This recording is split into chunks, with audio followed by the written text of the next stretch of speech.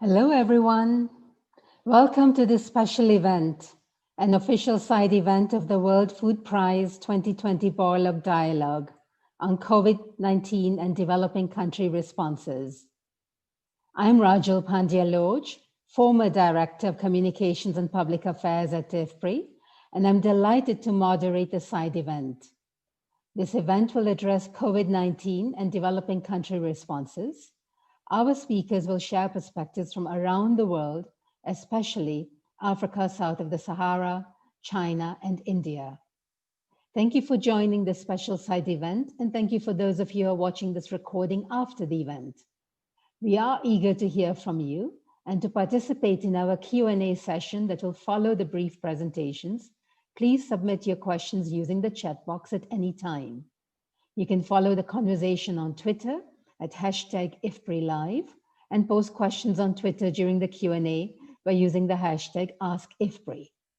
For our friends from the media, if you have any specific queries or questions, please feel free to contact our media team, and their contact details are available at ifpri.org. We have an exciting program lined up for you, and without further ado, I would like to call on IFPRI's Director General, Ushengen, for his introductory remarks. Yo, over to you. Thank you very much, Rajul. Good morning, good afternoon, good evening, everybody here today with us. It's a great pleasure, it's a great honor for me to introduce this special event on COVID-19 and developing country responses. It's organized by the International Food Policy Research Institute, and we are very pleased to have a wonderful panel here today with experiences, insights from different developing country regions. I don't think I need to introduce to you the importance of COVID-19. COVID-19 has had a vast impact on the health, the well-being, and the food and nutrition security of people around the world. What we also know is that the impacts have been uneven. There is a lot of heterogeneity across the value chains, the food systems. We know that those food systems and value chains where use more densely occupied labor have been hit most. There's also heterogeneity across social groups. The poor have been more affected than the rich. And this is true, and this is caused by a variety of reasons, including that the poor spend most of their income on food and nutrition. They are depending on physical labor to achieve income. So they have to go out of the house. They can't use Zoom and other electronic ways of communication, of working. And of course, they are depending more on labor-dense value chains, as that is a characteristic of how these value chains are in developing countries. There's also a lot of heterogeneity across regions and across countries. Countries have different in the timing of the outbreak. We know that very well with the pandemic starting in China and then gradually spreading across the rest of the world. Countries differ in how they have responded, the policies they have introduced. Countries differ in terms of the impact of the pandemic, in terms of the impact on health, the impact on their economies, impact on their food security, and in terms of the recovery process. At IFPRI, we have done a lot of work, or tried to do a lot of work, and continue to do a lot of work on collecting evidence on these issues in order to draw lessons and to come up with the best policy responses and give advice to governments. We have organized a series of events. We have now, I think this is about the 25th event that we are organizing since March. We have more than 45 blogs on COVID-19 and food and nutrition security and poverty. And in early August, we launched an ebook which collects a lot of the insights that we have. Important is not just collecting information, data, evidence from the regions, but also to learn from the best experts, the best insights from the regions. And so for that reason, I'm very proud, very happy to present our panel of experts that are here today, which I think is really excellent. They are coming from different regions or will present insights from their expertise from Africa and Asia, particularly in China and India. So the first speaker is Mahendra Dev. Mahendra has written several blogs for us. A new one is coming out actually on the Indian policy response next week. He is the director of at the Indira Gandhi Institute of Development Research in Mumbai. Then we have Fadal Njame, who is the Deputy President of the Alliance for a Green Revolution in Africa, AGRA, which we're very fortunate to have with us today.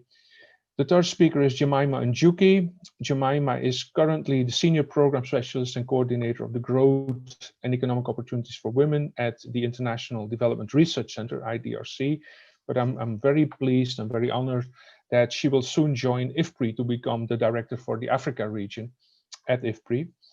And then finally, we have Ushengen Fan. Ushengen actually is, I think everybody knows Ushengen. He was for 10 years the Director General of IFPRI. He's currently a professor in China, and he is also now one of the members of the CGIAR System Board. And Ushengen was actually the one who wrote the first blog on COVID-19 and food security back in, I think it was April or early March. It feels like a lifetime away, although it's only 8 or 9 months. So with that, Rajul, I'm giving the floor back to you. I think I'm really looking forward to this very exciting panel. Thank you very much. Thank you, Jo. Thank you for your introductory remarks. Thank you for introducing our wonderful speakers. And let me now turn to them and to share their perspectives. And before I do so, I will let everyone know that I'm going to direct 2 rounds of questions to each of our panelists, and they will have 3 minutes to answer each question. And following the panel discussion, we will take questions from all of you in the audience. So please do get ready to submit your questions in the chat box or through Twitter. So let me begin with Mahendra. Mahendra, could you briefly talk about what is the impact of COVID-19 in India and the overall response of the Indian government to COVID-19? Over to you, Mahendra. Yeah. Thank you, Rajul, and also thank you for inviting me to IFPRI webinar. So what is the impact on India? Impact is more on urban informal workers, although virus is spreading to rural areas now. Particularly about 80 million migrant workers are the worst affected. It had more impact on women. Agriculture growth is less affected, and also we have good monsoons this year. However, there are complete disruptions in supply chains and food systems that affected crop prices, milk, and poultry. Overall, it affected employment, income, and food security, the food systems of large population, and poverty and inequalities will increase. So this is the impact. So what is the response of the government? The central government announced a large package in May 2020 called Atmanirbhar Bharat. That means self-reliant India. This is around $270 billion, forming 10% of GDP.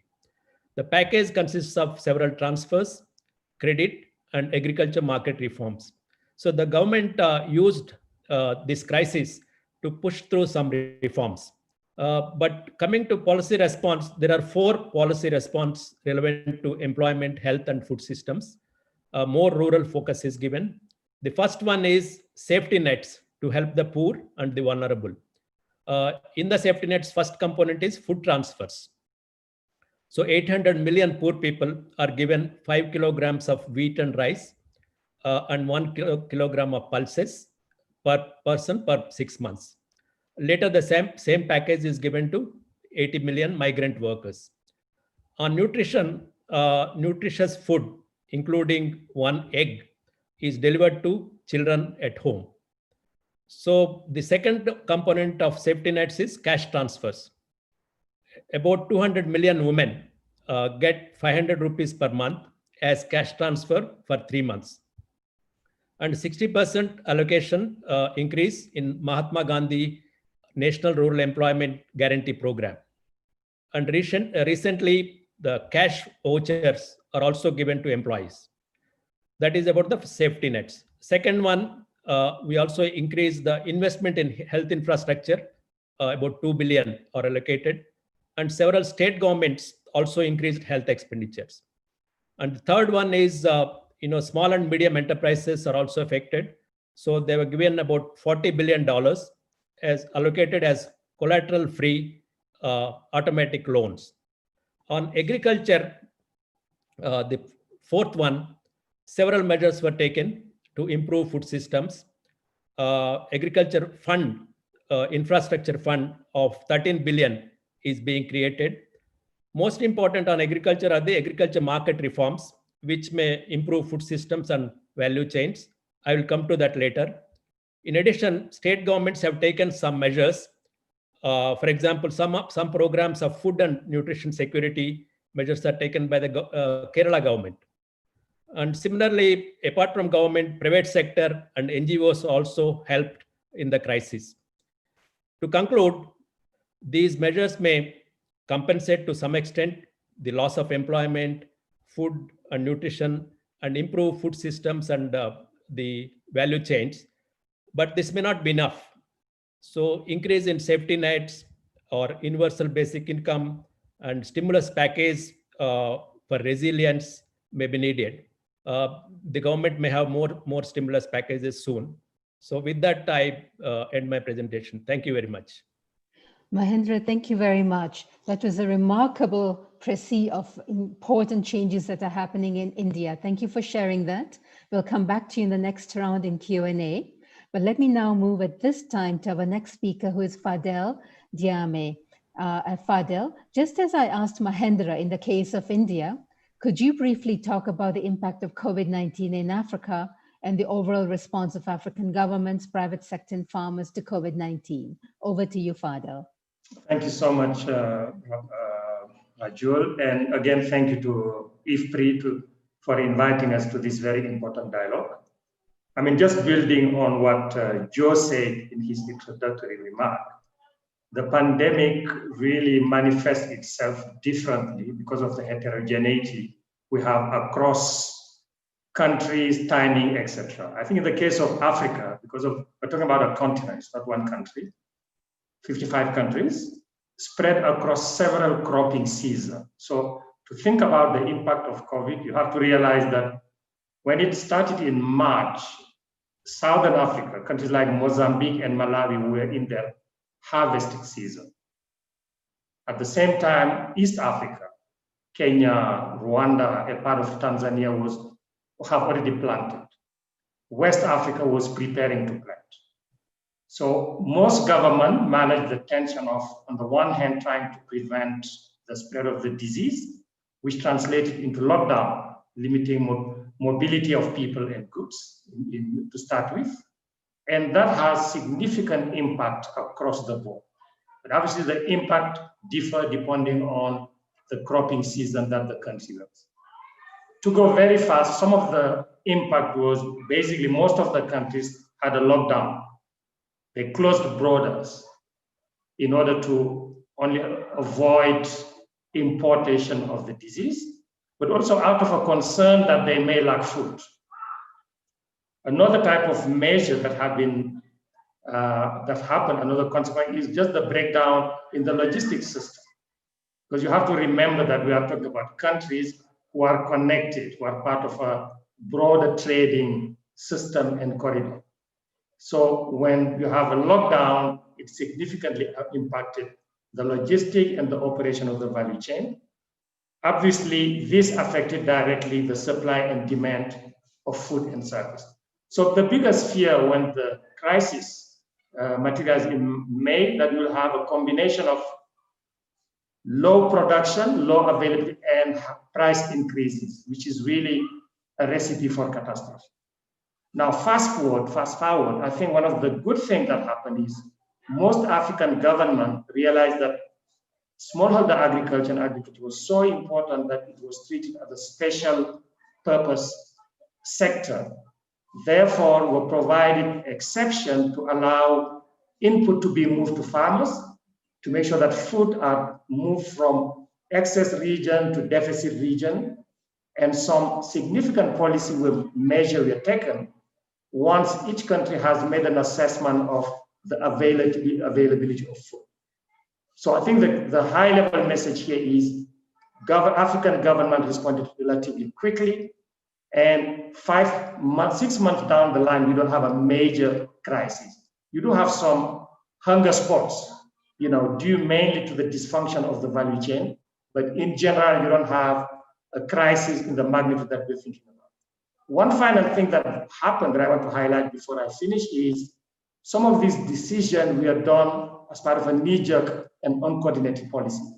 And the point here is there was no evidence, no data, no analytics to guide those policies.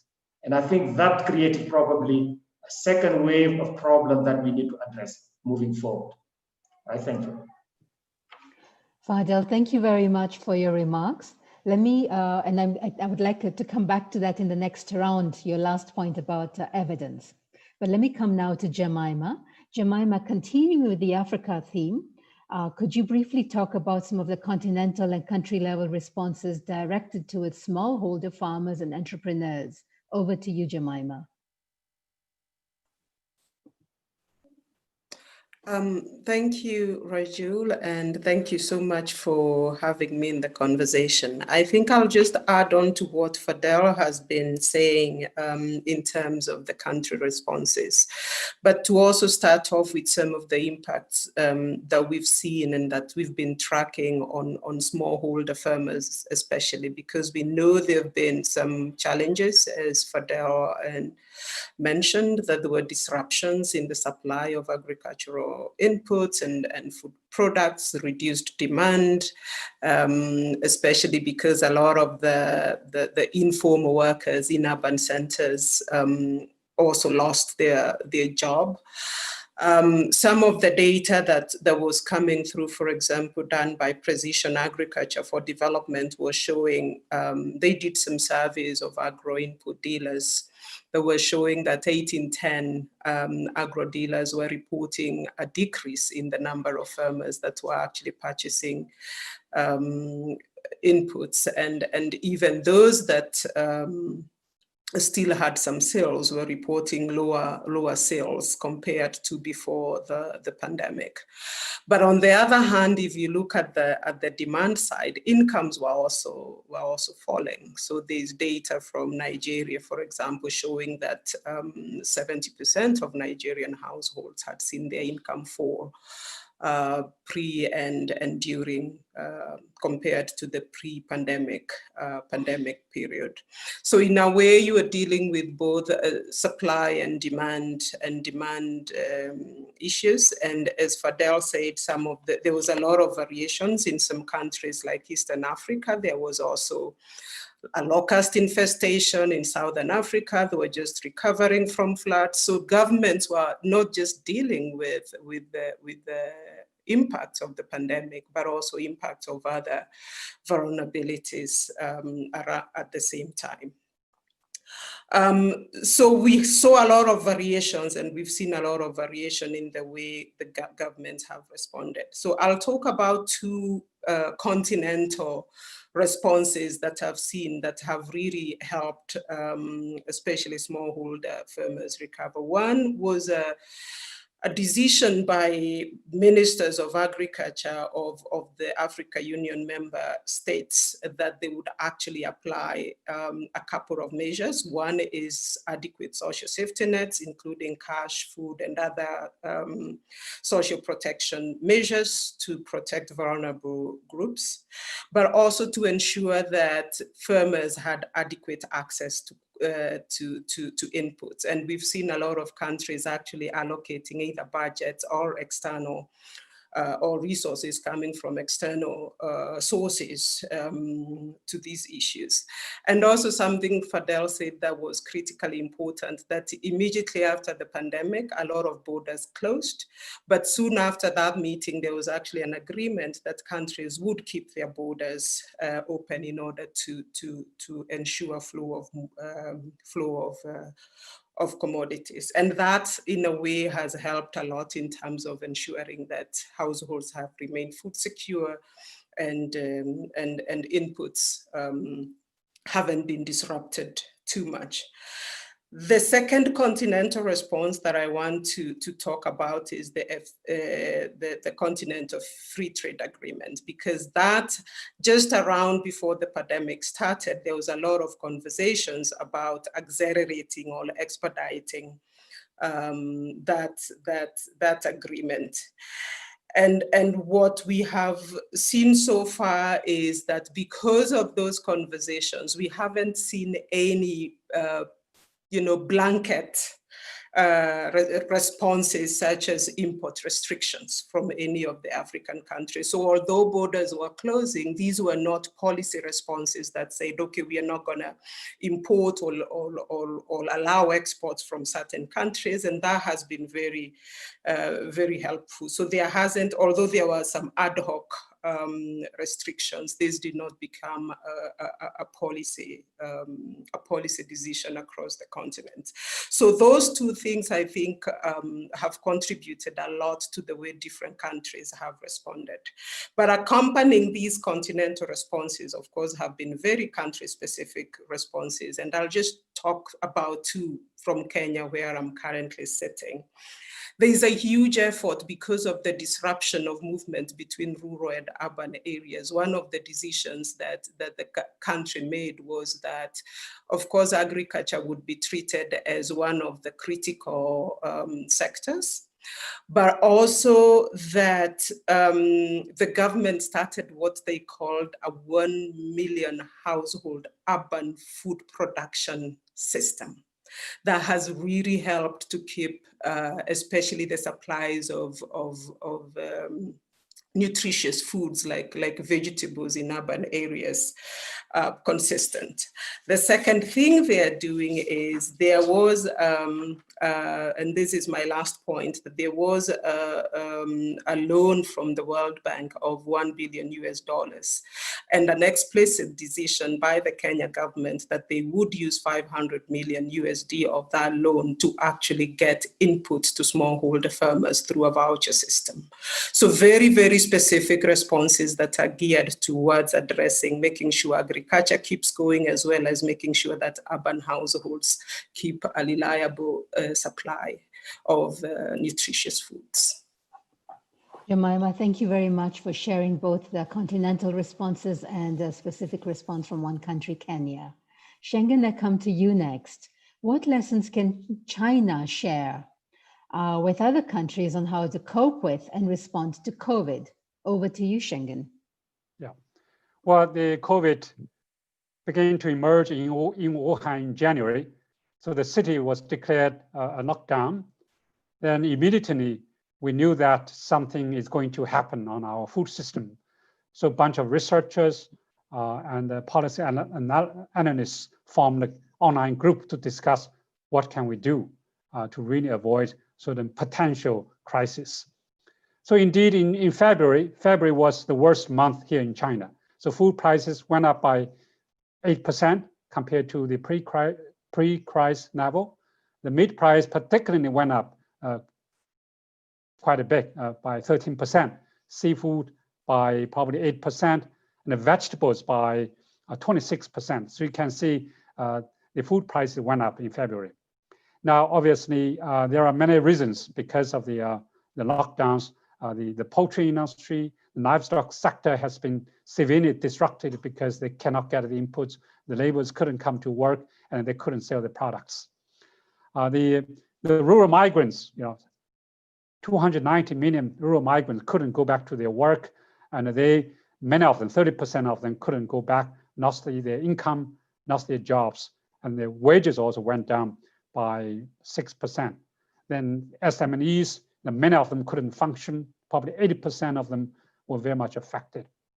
So, but gradually, particularly after March, the situation began to change very quickly for many reasons. One is the government created this so-called green channel policy to make sure that food and agriculture products have the priority to pass through the roadblocks, the checkpoints, and so on, and point-to-point deliveries. So that really helped. The e-delivery platforms, China had a pretty good network using internet to deliver products from farmers to consumers. That has been scaled up. That has been further enhanced during the crisis. Now, the government obviously also responded by providing financial support to smallholders for their food production, to SMEs and the rural migrants. So I think by probably April, food prices have become normal. But meantime, the rural migrants begin to go back to their work. So by June, probably majority of them have gone back to their work. SMEs, again, by June, many of them, majority of them, have resumed their normal operation. So I can see, yes, it was hard, but because of all these policies, I think China is ahead of a lot of countries in controlling the diseases and also to get our food system back to the normal. Going back to you, Raju, thank you. Ushengen, thank you very much. And I'm sure we'll come back in the next round. But before I come to the speakers for that next round, I'd like to remind all of you in the audience, you can submit your brief questions in the chat box. We will be coming to the Q&A session very soon. So look forward to your questions. Mahendra, let me come back to you. You mentioned in your response earlier that as part of the response to COVID-19, the Indian government has undertaken major reforms in agricultural marketing that were approved by the Parliament in September 2020. These reforms are considered very significant, like the de-licensing of industry that took place in 1991.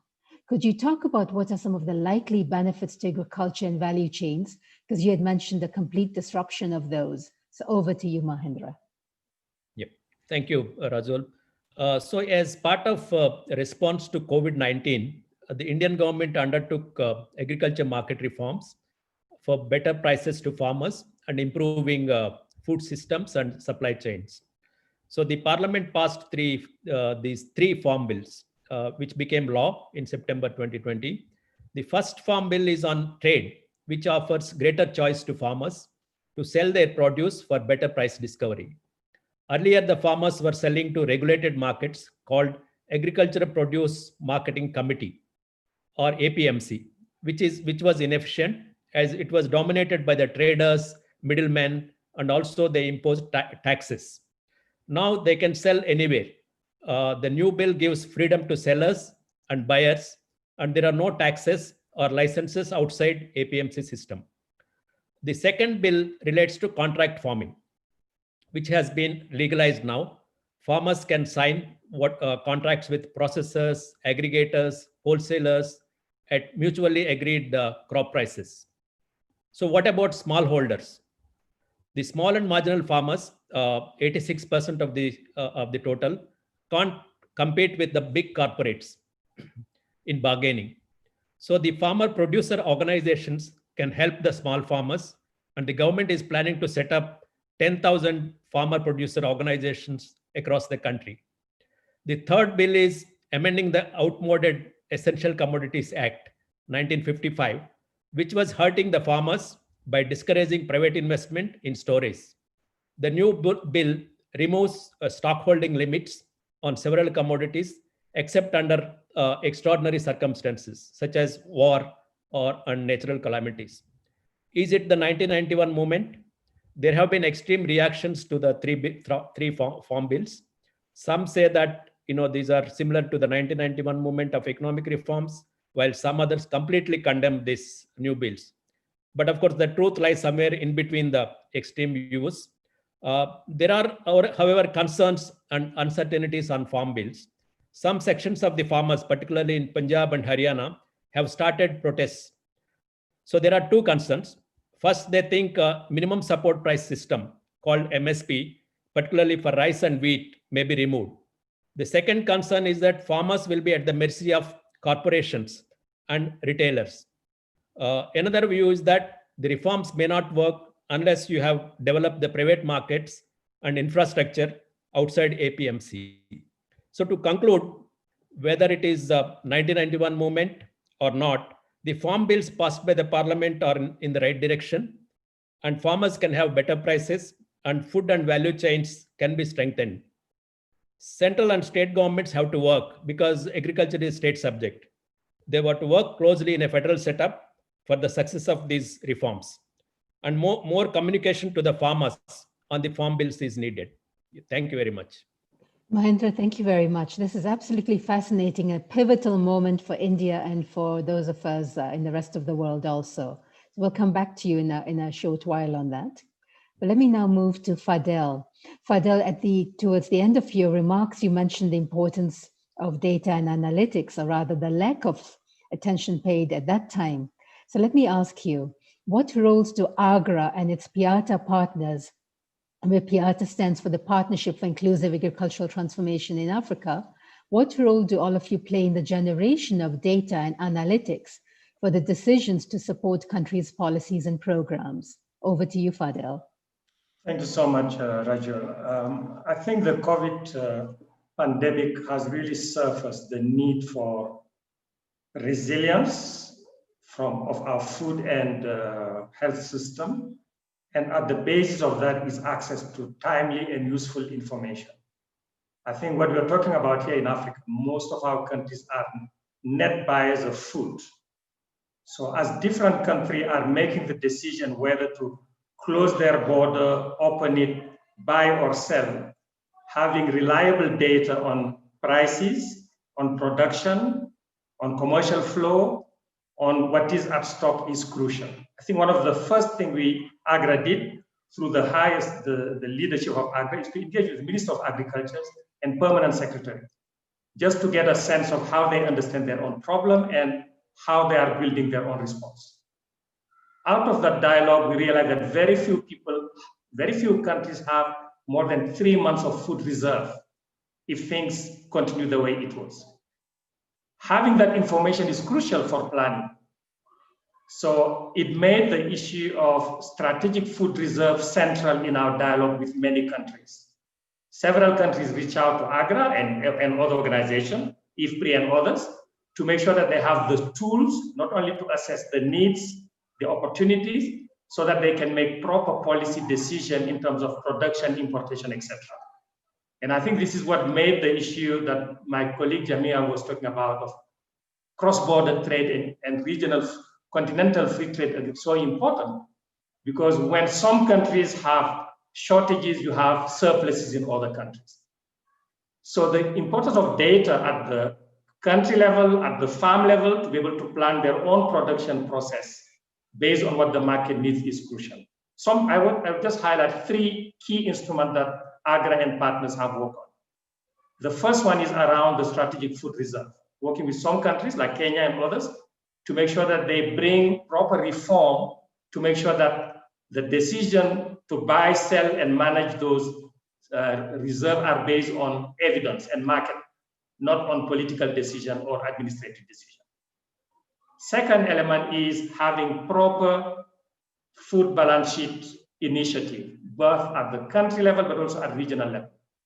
AGRA and partners work with the REX, COMESA, ECOWAS, and Sahel Club to make sure that they can build those instruments that enable the region to understand what the needs are and what are the opportunities to match the needs to the surpluses and really play by the principle of cooperation and solidarity.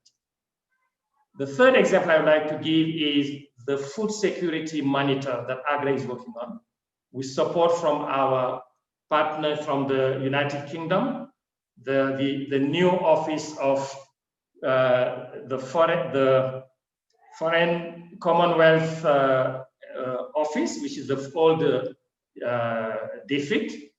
We have set up a new initiative on regional food trade and resilience, which enables basically to work on with other partners to generate data, to be able to curate data in order to promote predictability in regional food trade.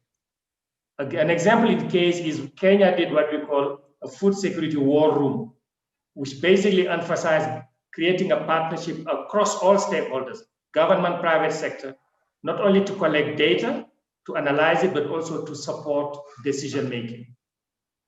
With our partners, we have also set up what we call a regional food trade coalition, which bring together different stakeholders who would work to make sure that the conditions are created for the private sector and government to work together to improve the efficiency of food production, distribution, and consumption across the continent. So the point here is to deal with a crisis, you need to know what you are dealing with, understand the problem, understand the opportunities, and make informed decisions based on available data that is suitable for the different stakeholders. It's around that AGRA is working with its PIATA partners in order to make sure that we strengthen the capacity of countries and private sector and farmers to access and use data in an appropriate. Over.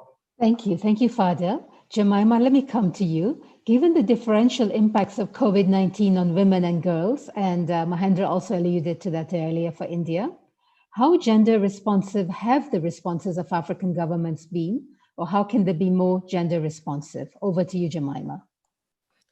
Thank you, Raju. This is something that is really close to my heart because we know COVID-19 is not just having a differential impact on men, women, girls, and boys, but it's also actually exacerbating already existing gender inequalities. And what we've seen is the current recovery efforts, especially to support the agriculture sector, by and large, have remained gender blind. And in a lot of cases, when they focused on women, they've made a lot of assumptions about what women's roles in the food system are. So, for example, focusing on the home gardens. But we know that evidence shows that women are playing a pivotal role in all components of food security, whether it is production, distribution, utilization, and a lot of other activities that support agriculture development. And so leaving them out in the short and long-term recovery process is actually not an option. And governments actually need to do better in terms of supporting women to build back better. And my propositions actually are around two broad strategies: that we must increase access to social protection, input, markets, and finance for women, but we must also enhance and amplify women's leadership in the sector to deal with the pandemic. And I'll just talk about 4 things, practical ones that I think governments can do. One is increasing access to markets for women and generally to smallholder farmers by providing short-term access, whether it's through procurement of COVID relief, and we've learned a lot. There's a lot to learn here from India, but in the longer term, making sure that we are actually developing markets and infrastructure that support women, that we are encouraging shorter value chains and crop diversification, because this has been shown to improve women's access to markets. The second is within the current programs to allocate inputs to smallholder farmers. We know women are the majority smallholder farmers in the continent. Most governments are allocating funds, whether through digital voucher systems or other mechanisms. I give an example of Kenya allocating about 500 million USD loan from the World Bank.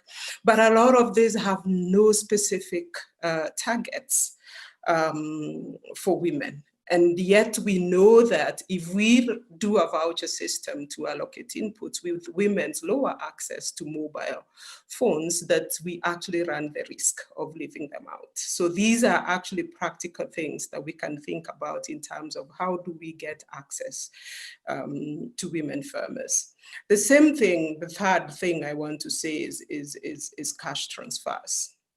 Because even within cash transfers, they've remained quite gender blind, although we know cash transfers targeted at women have potential to help them rebuild their businesses, secure their food security and that of their households. And finally, that we actually must have women. We've seen the broader COVID response with women leaders, how effective it has been. And within the agriculture sector, we need to make sure that women are at the table if we are discussing these recovery efforts and what works for them. Over to you, Raju. Thank you, Jemima. Thank you very much. Ushengen, let me come to you and let's look forward. Resilience to shocks is going to be even more important. How can China work with other countries to ensure that global food systems will be resilient to future shocks? Over to you, Ushengen. Yeah, well, firstly, we're quite pleased that the Chinese food system is quite resilient, partly because of the good infrastructure even before COVID-19. You know, the very sort of broader access to internet, and also the community tend to work together here in China. So how can China work with other countries I think there are many lessons that can be shared with other countries. One is obviously, as I said, the infrastructure investment. I think globally, particularly Africa, South Asia, and Latin America must continue to invest in rural infrastructure, including broadband, including access to internet.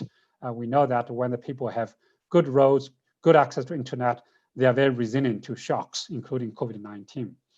Now, obviously, the technologies, I think here again, in the future, the technologies should not just pursue efficiency or high yielding. I think resilience must be mainstreamed, integrated in the future technology development or any farming practices and beyond. Then I think social protection, this is something China actually could do more, could do better. I mean, this time the government does have provided enough support to the smallholders, women, children, rural migrants, and so on. I think the formal system and also the integrated rural-urban safety net, because enough people are moving around between rural and urban areas. I think it's the same for many other countries. Integrated rural-urban safety net will be so critical for India, for Africa, for China, to make sure that the people who are on the move, seasonal migrants or maybe even urban migrants who do not have formal household registration in urban centers will be able to enjoy safety net. This will be very critical for building a resilient food system. Finally, I do think the next 3 years, the food summit, UN Food Summit, must take the resilience seriously and must take inclusion seriously. So inclusion and resilience must be very prominent in next year's Food System Summit. Going back to you. Thank you very much, Ushengen. Thank you to all of you for your great remarks. We have several questions coming in. We have about 15 minutes or so for a quick round of Q&A from our audience as well as myself. And let me pick up on that. The first question I would like to direct to you, Mahendra. Mahendra, a number of our speakers have talked about the importance of safety nets, social protection. India has tremendous experience with that. Are there any key lessons that we could share from India's experience with safety nets at this time with the rest of the world as they grapple with investing more in safety nets? Perhaps a minute or two on that. Thank you, Mahendra. Thank you, Rajul. Yeah, India has many safety nets, particularly in rural areas. We have given food transfers and cash transfers, and also our employment guarantee scheme that has become very a safety net during this period, because many of the urban migrants, they've gone back to rural areas. So for them, employment is needed. So they have increased the allocation to employment guarantee scheme. And now we are also planning to have urban employment guarantee scheme, first time in India. So that is another one. And also for women, they are having directly cash transfers going to their accounts.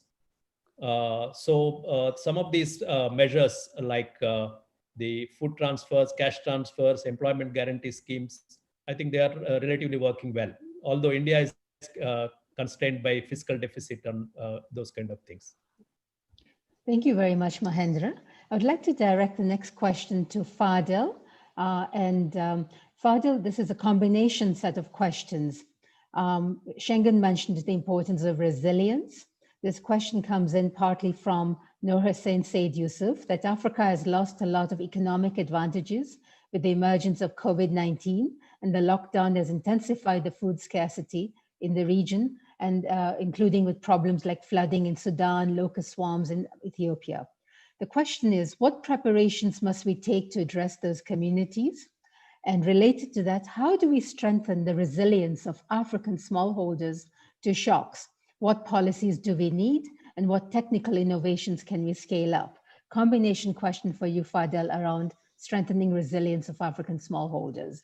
And then Jemima, if you'd like to come in on that question similarly, I'll come to you after Fadel. Fadel, over to you. No, thank you very much. And I think that's probably one of the key lessons. I mean, somebody say a crisis is probably the greatest opportunity to build back better. I think what the crisis have really revealed is the need really to strengthen capacity across the board to adapt, to innovate, and to transform. And I think just because we don't have a lot of time, I want to say that this is central to the agenda of the African Union as part of the CADEP and the Malabo Declaration. So African countries and African regional communities have been encouraged, have specific target on taking specific measures that strengthen the capacity really to deal with all these shocks. But to go very, very quickly, what it will require from where we are sitting is several things. Firstly, at the level of the government, at the country level, a significant political commitment to agriculture, especially to smallholder agriculture. We translate into a very clearly articulated vision, followed by resources, allocation of budget. Now, this is one of the first measures to reprioritize agriculture as a central sector that will employ the majority of our community, our people. But beyond just that commitment, you also need to have specific plan. And I think I want to flag, several countries are preparing what we call flagship, which really become priority program that takes into account some of the challenges that the food system perspective is bringing.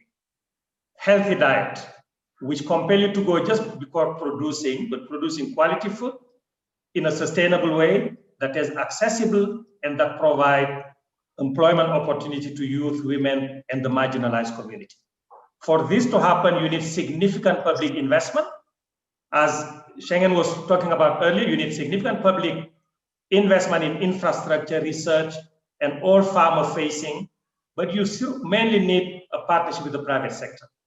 I think what we have seen is win-win partnerships are possible when you have good formula for sharing down the risk of providing to the most vulnerable. And concretely, that means building delivery systems that are suited to the condition of smallholder farmers. A concrete example I will give you that my organization is what we call the village-based advisory service, who are farmers who live in the communities, who can help their fellow farmers take advantage of available market information, technologies, and be able to really take advantage of the opportunities to produce more and access. So to go fast, it means a concerted effort. It's already on the agenda. I think there is an opportunity to strengthen it through greater cooperation, but it fundamentally requires leadership from African government. And I think the framework exists. The biannual review process is probably one of the greatest indications that the continent is committing itself to be accountable to key results, and resilience, inclusivity, and healthy diet is probably one of the most important. Just to conclude, I mean, we are excited that our leader is facilitating the next year's food summit, Dr. Agnes Kalibata. But we see this as an opportunity to have an open conversation of different pathways to leave nobody behind, to provide healthy diet in a sustainable way that provide opportunity to all. I think COVID is a preparation for the challenge. It will require that we strengthen our effort and do more.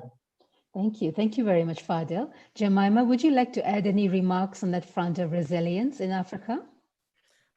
Quickly, but at the smallholder level, because I think we know even from a research perspective that the technologies to build resilience are there. We've been, the last 10 years, there's been a lot of investment in, for example, climate smart agriculture. Which is aimed at building farmers' resilience to climate change. But alongside this, we must also build stronger social institutions, because resilience is not just an issue of technical availability of solutions, but farmers' own resilience in terms of social institutions that work.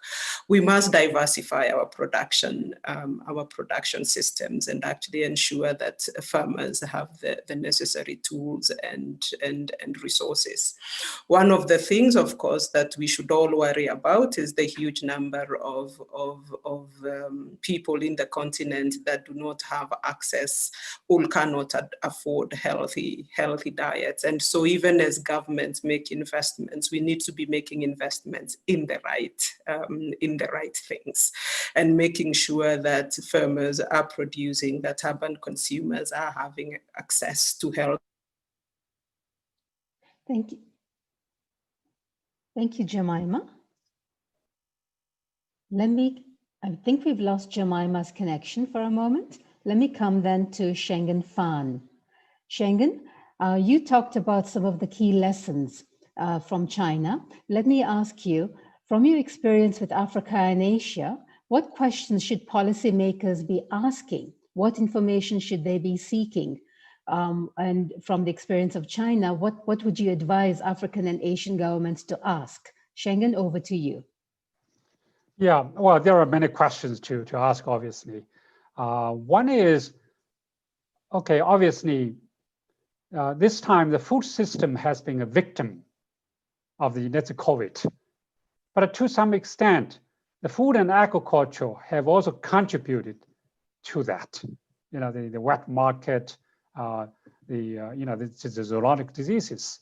So how can we really make sure that on the one hand, we build a resilient food system to deal with the shocks? On the other hand, maybe equally important, how can we contribute to prevent the shocks like COVID-19? For example, okay, how can we really improve the infrastructure of wet markets? You know, the sanitation, the hygiene, the better regulation, so make sure that all these sort of diseases hosted by animals will not be able to jump to the humans. So that's one important lesson. And secondly, how can we respect nature, keep some distance from nature? You know, if we continue to destroy our forestries, then obviously these natural habitats of the animals are gone, then they will be closer to humans. We have learned a lot of lessons, including Ebola, even HIV/AIDS. All these zoonotic diseases are the result of, to some extent, of the food system expansion to the native forestry, native land, and so on. So I think there's a huge lesson we really need to bear in mind, including Africa.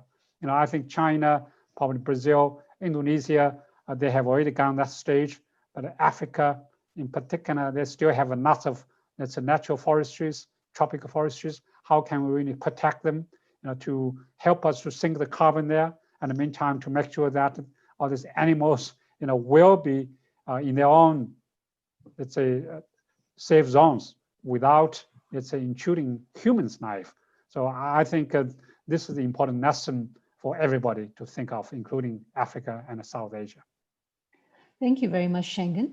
Mahendra, I'd like to come back to you. You had mentioned in your remarks about India's reforms and self-reliant India. Ushengen talked about how China could contribute to build the resilience of the global food system to future shocks. What about India? How can India contribute to building resilience of the global food system? Any, not just being self-reliant, but being globally resilient. Any thoughts on your side, Mahendra? Yeah, I mean, the one of the things is that the Indian government, this package, they called it Self-Reliant India, but also they want to compete with the outside world with, you know, having more industries, more, you know, the food systems, and with the agriculture reforms, and also the safety nets to how other countries can learn. One thing India can contribute is on the health, you know, the vaccine, drugs. India has more, you know, pharmaceutical industry is very good. I mean, so to Africa, other countries, they can help, you know, this with the health, the food, health and food systems. So those are some of the things India can participate in globally, global level. Yeah. Thank you, Mahendra. Fadil, I'd like to come back to you. Both Mahendra and Ushengen had referred to the impact on migrants. This question comes in from Mark about what are the impacts in the refugee hosting areas and among refugees in Sub-Saharan Africa. Do you have any thoughts and comments on that front? Thank you so much. I think that question is so important because we all understand how our African economic and social system are linked to processes of turnaround migration and support system from relatives who are in the country, in the region, and abroad. And obviously, the impact, of the crisis has been less ability for some of the migrants to continue helping their communities. I think for me, it's part of the broader question is, what do we learn from this crisis? As we rebuild, how do we make sure that we restore a greater productive capacity, but taking into account issue of sustainability, not only to natural hazard, etc., but also to some of the shocks linked to the economic process itself. I think I take good note of all the investment or the point around building a bit more stronger, more robust economic system that is able to generate employment locally. We have so much opportunity to add value in the raw material that is produced in Africa. I think a concrete example of what is possible is what we're doing through the South-South triangular cooperation, by which we are leveraging on some of the knowledge and the breakthrough of India, China, and Brazil to really drive economic transformation on the continent. So I think, yes, it is affected, but I think the opportunity is the migrants have other ways of contributing through their network, their knowledge, in coming back and contributing to building back better. I think we are seeing it happen now. I think conducive policy, will lead to that process where we can see transboundary cooperation, but also value chain operation that transcend countries. I think that provides opportunity for absorbing this extraordinary energy that the migrants represent for this continent. Thank you. Thank you very much, Fadel. Colleagues, we have so many different questions that have come in from around the world that I do not know how we can address them in this 1 hour slot. But let me acknowledge and appreciate questions that have come in from Jaime Saldariaga from Colombia, from Lydia Cabral with IDS in the UK, with Martin Fowler in Uganda, and other colleagues.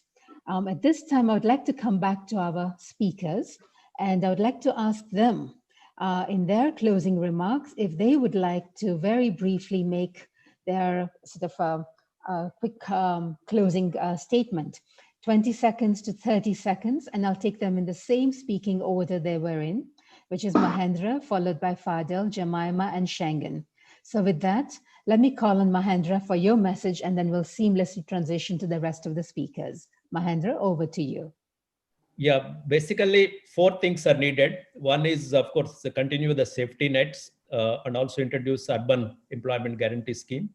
The second is health infrastructure. Particularly, this gives an opportunity to improve health infrastructure. Third is, as Ushengen mentioned, the rural infrastructure is needed. Lastly, implement the agriculture reforms, effectively. So for resilience and also for transformation of agriculture and food systems. Thank you. Thank you, Mahendra. Fadel? Okay. So I think as part of our agenda as an organization, I work for AGRA, which is a farmer-centered, African-led and partnership-driven organization. We see in this crisis the opportunity to pursue a transformation that will contribute to moving smallholder farming in Africa from a solitary struggle to a business that thrives. We believe for this to happen, the leadership has to come from government, who really put their own country on a path of self-transformation. Specifically with our partners, we see the opportunity to provide support to government, to regional economic organizations, but also to the private sector, especially the hidden middle, the processor, the logistic company that are able to provide opportunity to unlock value for the majority of our smallholder farmers. We believe that this crisis is a wake-up call. It's never too late for this continent to regroup and recommit itself in realizing the huge potential that we have, but the responsibility lies on us, and now is the time to act. So I seize this opportunity I look forward to the discussion around the food summit that will happen next year, which should enable us to come up with more concrete proposals around this important agenda. I thank you for the opportunity.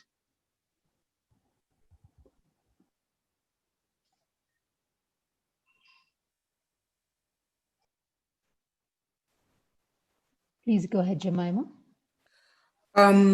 So my takeaway is that building back better will require increased investment from governments in agriculture.